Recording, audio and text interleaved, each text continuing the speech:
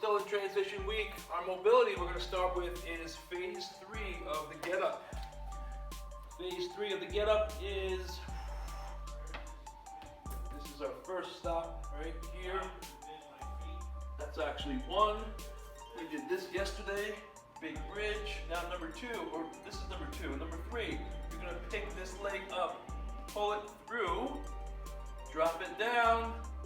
You can either stay here in this position and come right back down into the resting position or the first position, right? Or if you're feeling next level, you're going to stop here, push off this bottom hand, and then square your hips up to the side of that bent knee, okay? Bring this leg back out, looking at forming 2 right angles.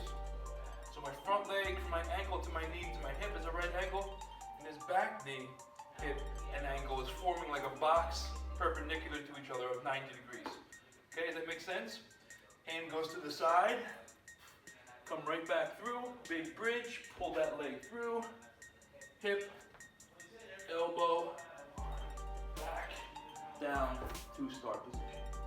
Okay, so you're going to go through that step 3, we're going to do 10 each side. It's going to be the start of our mobility. Cool. Couch stretch. So find a bench or literally a couch. One leg goes back, just your shoelaces. Keep that knee on the ground if you can. If you have the range of motion, it's a great stretch for your quads and hip flexors. The further you bring your knee to the bench or couch, the more you're going to feel that stretch. Right? So we're going to do 30 seconds on each side, 30 seconds on each side twice. Okay?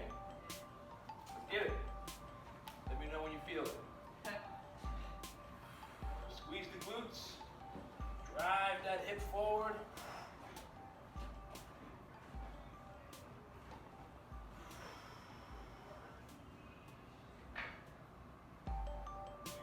Bring your hands up for a little added bonus. Push your weight toward the knee that's on the ground.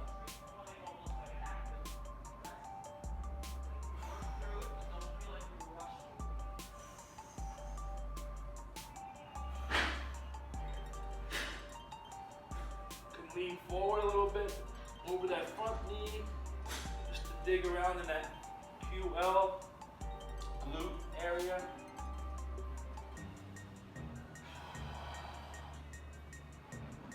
Squeezing that glute. If you can. If you can squeeze your glute, I actually put my hand here to see if I can really get that glute tight, because that's going to counteract the front part of your leg.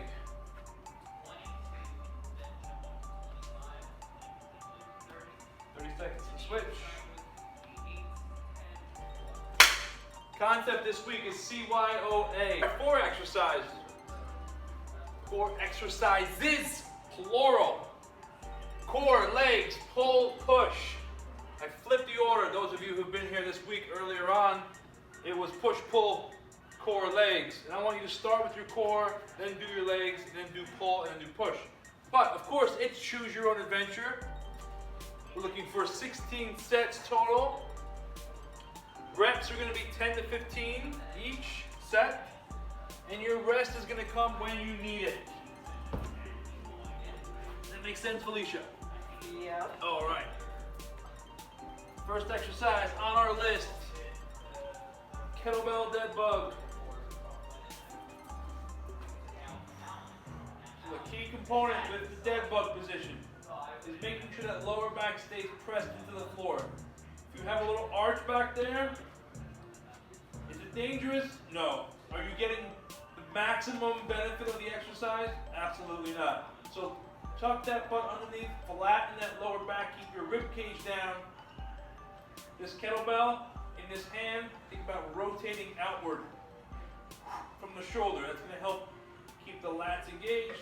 Now we're doing opposite, right? So if my right hand is up, my left knee stays up. Making sure that lower back stays pressed into the floor.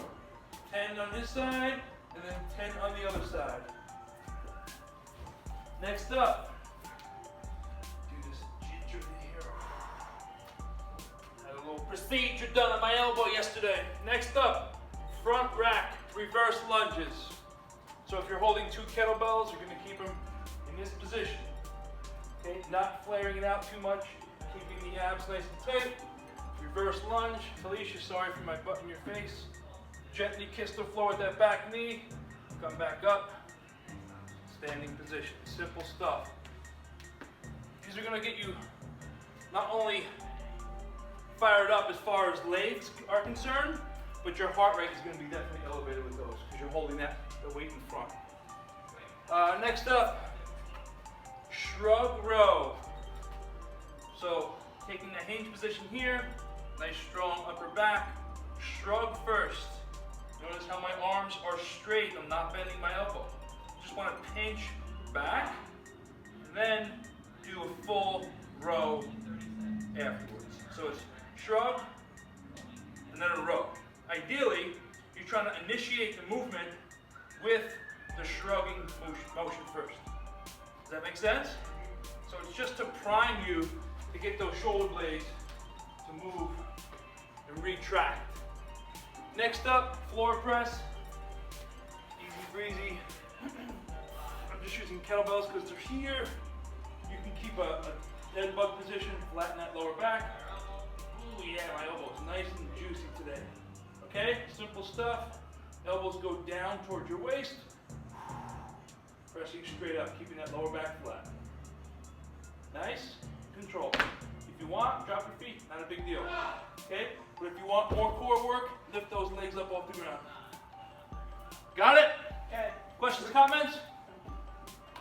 Good? Let's have some fun. We got 24 minutes. Rock and roll. Take your rest when you need it. Let's get it. We're going to revisit it for our finisher if we have time. All right, so it's going to be we're doing Turkish get-ups all week long. Turkish get-ups are a great exercise, great full body exercise. Probably my top 2 favorite of all times because you got mobility, you got stability, you got core strength, you got upper and lower body functional or function. I should just end it with that. But we're gonna each day we're gonna add upon the previous step, so to speak. So the Turkish get-up, I'm gonna show you the full Turkish get-up, and then each day we're gonna practice one specific part of it. That's how big of an exercise it is. It has many components, right? And you can see, even this is a component. I'll start with this. Safety first. So keep that kettlebell snuggled up, close to your body, and then roll onto your back. And then punch it up as if you're doing a press. Number 2. Now, that kettlebell, don't let it flop backwards. Okay, so you want to make sure your forearms are engaged. If you're using a kettlebell, if you're using a dumbbell, it's way easier because it's balanced. The kettlebell is obviously offset, so it's going to be wanting to pull you this way. Your job is to keep that forearm engaged, number 1. Okay. Number 2, if you look at all the joints should be stacked up. Physical education 101. And this is not. This goes beyond the Turkish get-up. Wrist should be above the elbow, should be above the shoulder. Right? That's stability. Next up, you want to make sure that same side is up. So whatever hand is up, that's the knee that's up. Should be easy to remember, right? And this back hand here, the other hand, your other leg is going to be your base leg. Or base. Just stop right there. This is going to be your base, okay? This is going to be the working side, this is going to be the base side. So the first step is just to roll up onto this elbow here. This back elbow, I'll spin around. You guys at home can see. This back elbow should be engaged. Well, the elbow shouldn't be engaged. The elbow should be pressing into the floor to engage the neck muscles and to engage the core muscles, right? So it's here. That's number 1. I'm just gonna finish the Turkish get-up.